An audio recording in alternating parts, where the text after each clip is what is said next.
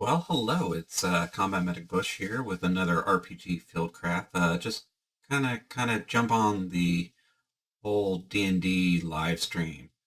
Big question, direct hit, big miss. It's the question of the day. Most people are kind of looking into it. There's a lot of great moments, a lot of great announcements that were done in the live stream. There's also, I honestly think, a few missed opportunities. So, kind of let's start with some of the lower rung items that are on there that they announced. So a tile set that is contained, self-contained in a carrying case, as well as another carrying case that has some tokens that have the tops that you can place onto them, like a sticker of a monster, things of that nature. I know probably most people aren't really excited about that, but from a certain standpoint, I think that it is a very cool addition to a kit for an individual. For instance, if they're doing a lot of gaming at their friendly local game store or they're doing con games. Again, two small carrying cases, you have tiles, you have monsters, you're good to go. Can run a game anywhere. So again, I know most people aren't really excited about those type of accessories, but I think those were honestly, a big win for them overall, especially during this live stream. Some other things, obviously, I know the big two items, Spelljammer, Dragonlance. All right, so Spelljammer, let's get into that. So again, it's going to be a box set, which I love me some box sets. I'm originally from second edition, so box sets are great. That being said, it's going to cover your standard stuff, a setting book, a monster book, an adventure. Again, I don't know how well it's going to be. Again, for those that have played Spelljammer, for instance, from second edition, I just don't know how similar it's going to be. Like, are they going to do what they've been doing recently in a bunch of lore and things that may or may not be viewed as problematic that get erased or rewritten just for various reasons? I would personally prefer that they don't go in there and specifically rewrite things. Maybe take the approach that Pathfinder did. Like, they had a concern with an area, and instead of going and retconning it, they're just like, that was the last time we're going to mention it, and everything forward, we're going to move past it. Which I think is a great approach because it doesn't kind of separate your fan base from people that are really looking forward to that old sense of lore, as well as your new gamers that maybe have different ideals based off of their experience with, for instance, 5e. The other big thing is in my mind, I know they're doing a box set, but that's not going to be the box set. This is the box set right here. Spelljammer. Box set. Adventure in Space. This thing is literally packed full of stuff. So again, lore book of the Void. Concordance of Arcane Space. Your flat ship miniatures. Your hex space map. Your area map of the cosmos. One of the city maps. I mean, this thing literally has it all. It also has cards. Again, they were talking about some of the ships. So, like, cool stuff like this. This is what I want to see. Not only great artwork tells the stats of it, but on the backside, floor plans. I mean, what more could you want? The other thing is also if you're kind of in that whole Spelljammer vibe, you can always jump on Drive-Thru RPG. Get the same thing at a lot less price. So you can even get it printed. So a lot of good options there. I believe there's actually 4 box sets from second edition. So again, lots of lore out there. So a lot of good options that you can get into if you're into the Spelljammer.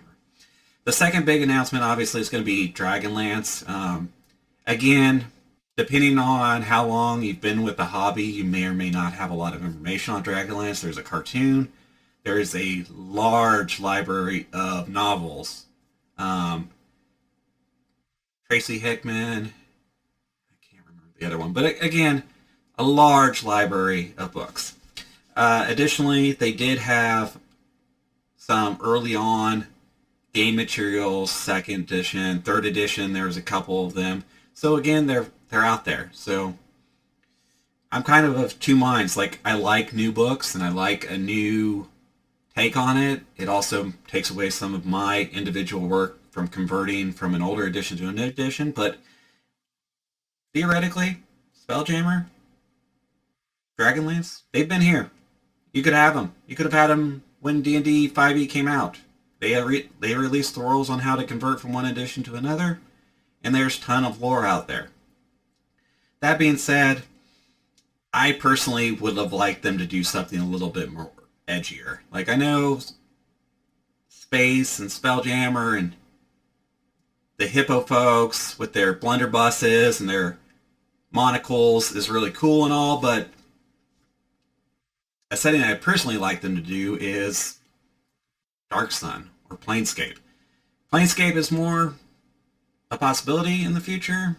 Dark Sun's probably not, just because of, again, the culture shift in what is acceptable in apparently D&D products. And so obviously for those that have experiences and those that have not, there is a large kind of section of unpopular things, like there's a slavery culture and things of that nature. It's a very harsh world. It's kind of like John Carter of Mars, like turned up to 11. So again, I would have liked a little bit edgier thing. The other thing that I kind of have an issue with, and this is, again, just my personal pet peeve. Again, other people might not notice this based off of when they came into the hobby. If you came in new, you're like, okay, this is all I've never known. This is great. But I'm from a time where we put out a lot of setting books. Like, if you look at 5e, it's always like, hey, we get one setting book. What is that one setting book doing for us? Like, not a lot. Not a lot of heavy lifting. Like, let's take Eberron, for instance. We have Eberron, Rise of the Last War. Okay, one book, pretty decent size, but at the same time, if you go back to 3rd edition, 3.5, when they did the contest and it was created by Keith Baker, there's over a dozen books and adventures, a bunch of other things. And then there's 4th edition, where they even had more books than we currently have for each setting. I'd also like, I know that we're trying to just get out everything, but maybe we go a little bit more in depth. Not just scratching the surface, not being vague. The other concern I have is kind of with the box set for Spelljammer. They're throwing an adventure there. I don't know everybody else's experiences with D&D 5e adventures, but I'm not overly impressed with what they put out as quality. Generally, me personally, I think I have to spend 40, 50, 60, maybe more hours trying to create something that is actually playable. Again, everybody has their own scale of return on investment. My personal take on it is, if I pay $50 for an adventure, it should be a full adventure. Again, there's lots of settings that do this. D&D used to do this really well. I just haven't seen that. It's more of a gimmicky push of, like, for instance, Descendant of Virginus. Okay, we have this really great adventure in hell. Oh, Baldur's Gate 3 is a thing. It's being announced. Let's just slap this other part of the book to the front of this, give some poor advice like, hey, if your party doesn't do this, kill them, and we're going to sell it to people.